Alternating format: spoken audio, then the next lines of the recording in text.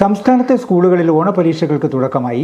കനത്ത മഴയും പ്രളയ സാഹചര്യവും മൂലം അവധി പ്രഖ്യാപിച്ചതിനെ തുടർന്ന് ക്ലാസുകൾ നഷ്ടപ്പെട്ടെങ്കിലും നേരത്തെ നിശ്ചയിച്ച സമയക്രമപ്രകാരം ഓണപരീക്ഷകൾ ആരംഭിക്കുകയായിരുന്നു. ആഗസ്റ്റ് 13 മുതൽ 20 വരെയാണ് പരീക്ഷകൾ നടക്കുന്നത്. പരീക്ഷകൾ മാറ്റിവെക്കേണ്ടതില്ലെന്ന നിലപാടിലാണ് വിദ്യാഭ്യാസ വകുപ്പ്. ഓഗസ്റ്റ് 21 ഓണാഘോഷത്തോടനുബന്ധിച്ച് സ്കൂളുകൾ അടയ്ക്കും. പരീക്ഷാ ദിവസങ്ങളിൽ ഏതെങ്കിലും ദിവസം സർക്കാർ അവധി പ്രഖ്യാപിക്കുന്ന സാഹചര്യമുണ്ടായാൽ അന്നത്തേക്ക് നിശ്ചയിച്ച പരീക്ഷ ഓണാവധിക്ക് ശേഷം നടത്തും.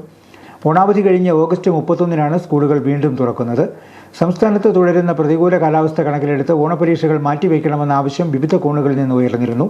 അധ്യാപക സംഘടനകൾ ഉൾപ്പെടെ പരീക്ഷ സെപ്റ്റംബറിലേക്ക് മാറ്റണമെന്ന ആവശ്യവും ഉന്നയിച്ചിരുന്നു. സെൻസസ് ഡ്യൂട്ടി കൂടി വന്നതോടെ അധ്യാപകർക്ക് പാഠഭാഗങ്ങൾ പൂർത്തീകരിക്കാൻ കഴിഞ്ഞിരുന്നില്ല. ഇതിനിടയിലാണ് മഴക്കെടുതിയും ഉണ്ടായത്. പല സ്കൂളുകളിലും പാഠഭാഗങ്ങൾ പൂർണ്ണമായി പൂർത്തിയാക്കാൻ കഴിഞ്ഞിട്ടില്ലെന്നായിരുന്നു അധ്യാപക സംഘടനകളും ചൂണ്ടിക്കാട്ടിയത്.